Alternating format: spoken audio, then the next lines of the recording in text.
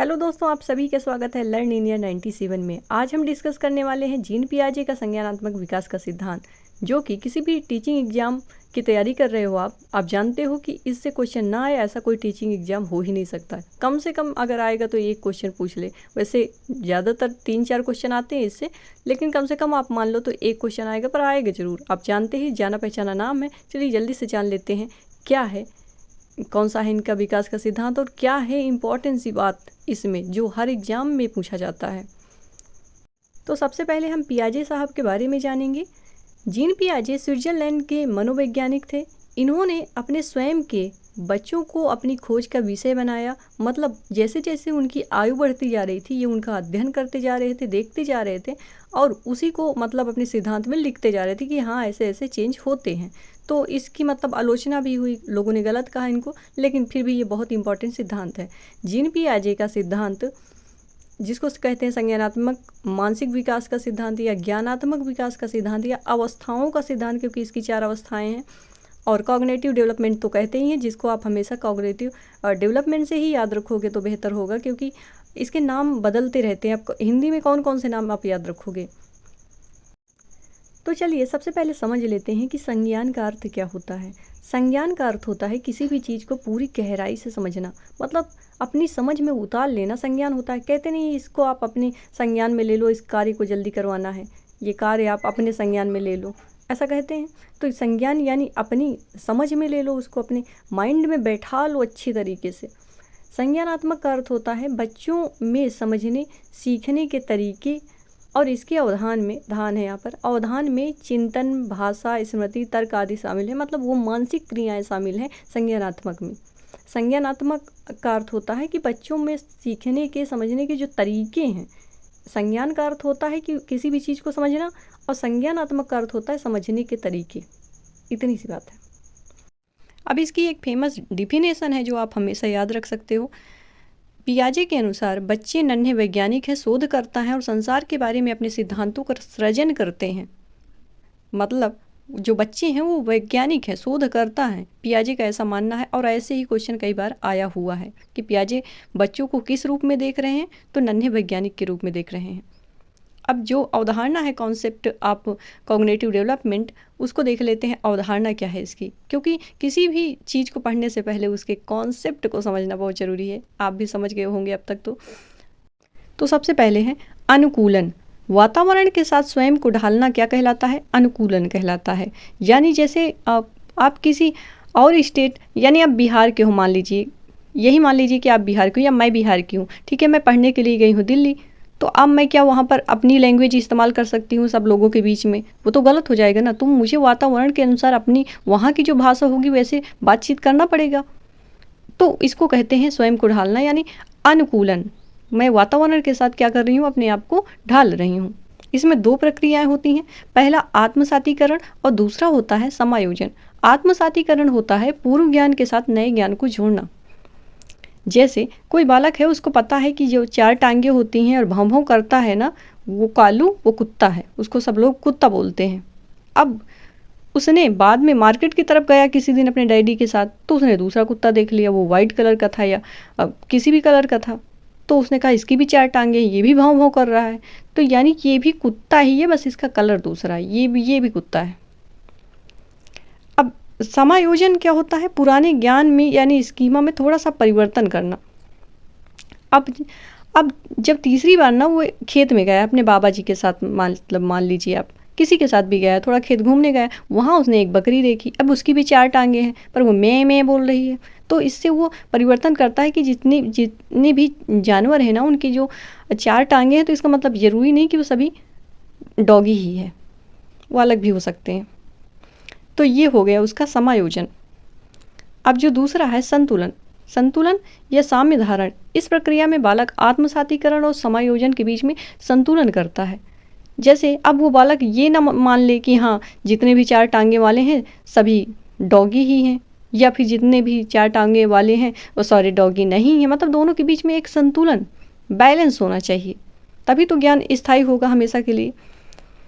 अब है वो 4 अवस्थाएं जो पूछी जाती हैं आपके एग्जाम में, बहुत ज़्यादा इंपॉर्टेंट है। जितनी भी चीज़ें लिखी हैं सभी इंपॉर्टेंट है, क्योंकि सभी से हर एक लाइन से क्वेश्चन आया हुआ है। आप देखते होंगे प्रीवियस ईयर क्वेश्चन, नहीं देखते तो देखा करिए। जीन पियाजे के संज्ञानात्मक विकास को 4 अवस्थाओं में विभाजित किया गया है, आप सब जानते हो। सबसे पहले है संवेदी प्रेरक, जिसको इंद्रिय जनित भी कहते हैं। सेंसरी मोटर आप याद रख सकते हो। जन्म से 2 वर्ष, इस अवस्था में बालक आँख कान मुंह से सोचता है, यानी ज्ञानेंद्रियों से सोचता है। ये क्वेश्चन आया हुआ है कि किस अवस्था में बालक आँख कान मुंह से सोचता है या सीखता है, तो वो है सबसे पहली अवस्था पियाजे की, सेंसरी मोटर स्टेज।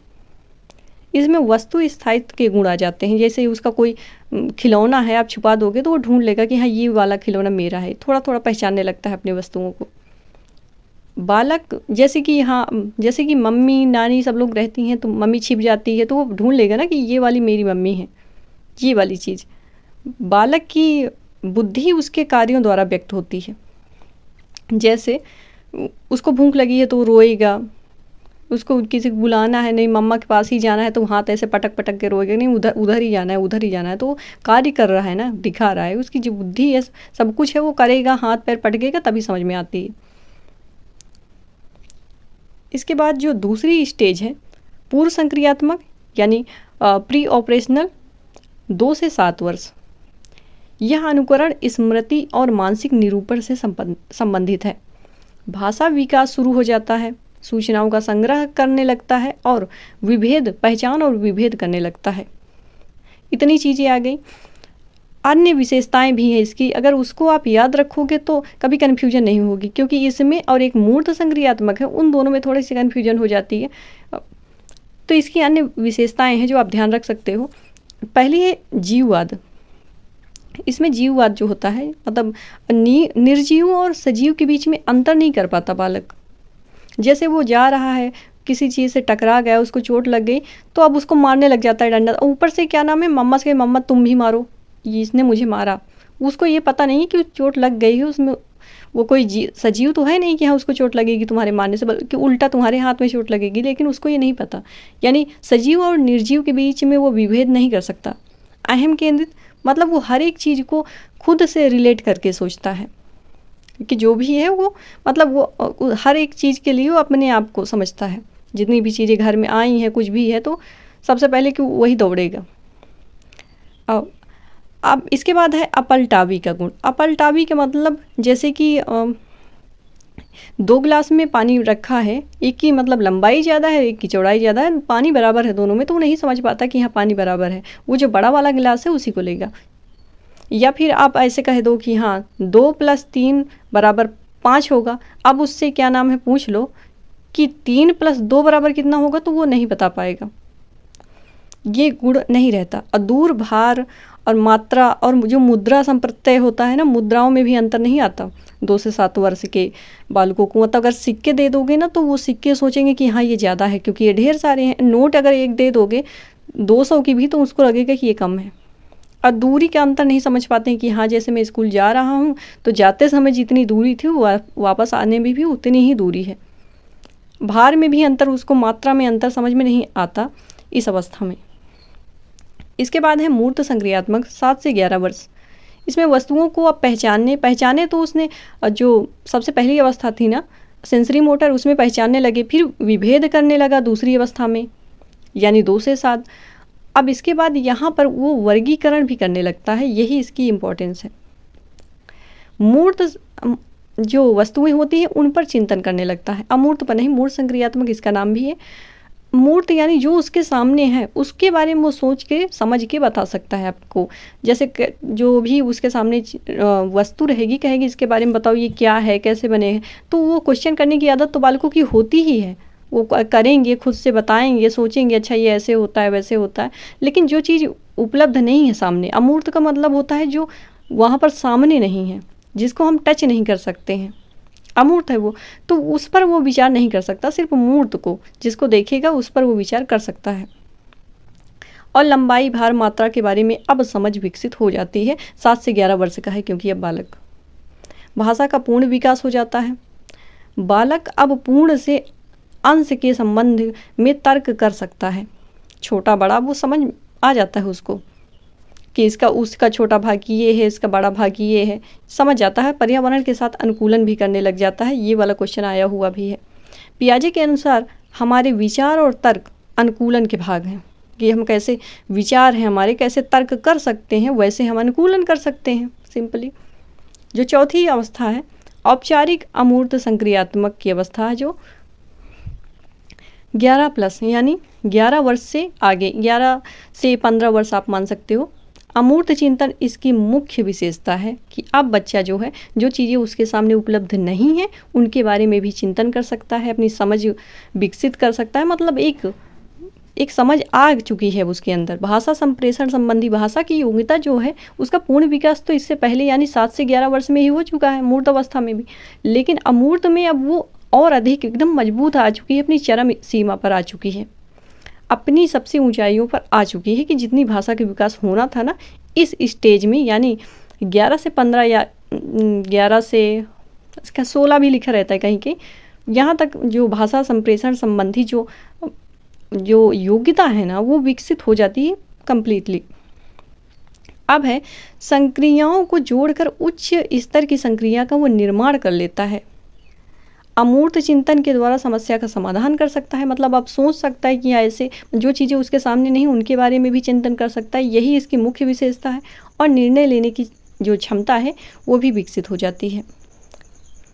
इसके आगे है शिक्षक के लिए क्या निर्देश हैं, क्योंकि कभी कभी क्वेश्चन ऐसा आ जाता है कि जो पियाजे के संज्ञानात्मक विकास के सिद्धांत के अनुसार एक शिक्षक को क्या करना चाहिए अपनी क्लासरूम में। तो ये समझना चाहिए आपको, संज्ञानात्मक मानसिक विकास एक निरंतर चलता रहता है, स्टेज में होता है, क्रम में होता है, पहली बात। और दूसरी, तार्किक चिंतन के विकास के लिए बाल्यावस्था बहुत ही महत्वपूर्ण अवस्था है। अतः शिक्षकों को तार्किक चिंतन को बढ़ाने का प्रयास करना चाहिए, कि बालक जितना अधिक तर्क करेगा उतना अच्छा वो सीखेगा। नवीन और मौलिक दृष्टिकोण को महत्व देना, यानी खोज को महत्व देना, खोज को प्रोत्साहित करना कि हाँ बच्चे कुछ खोजें, वो जो नवीन ज्ञान है उस सृजन करें, उसका रटे नहीं किसी भी चीज़ को। प्रयोगात्मक शिक्षा पर बल देना चाहिए ताकि वो अपने नए नए विचार बनाएं, ऐसा मानना था जीन पियाजे जी का। और अच्छी भी बात है ना, हमें ऐसा प्रयास करना चाहिए कि वो अपने से खोजें नई नई चीज़ें। हम जितनी भी चीज़ें हैं, हम मतलब पियाजे ये कहते थे कि वो गलतियाँ करें, उन्हें मौका दीजिए, वो सुधारें, स्वयं सुधारें।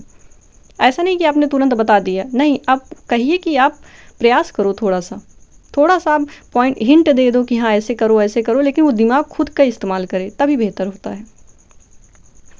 ओके, मैं मिलती हूँ अगले वीडियो में लेकर एक इन्फॉर्मेटिव सा टॉपिक। लाइक शेयर सब्सक्राइब तो आप कर ही देंगे, नहीं करते हो तो किया करो। जय हिंद, जय भारत।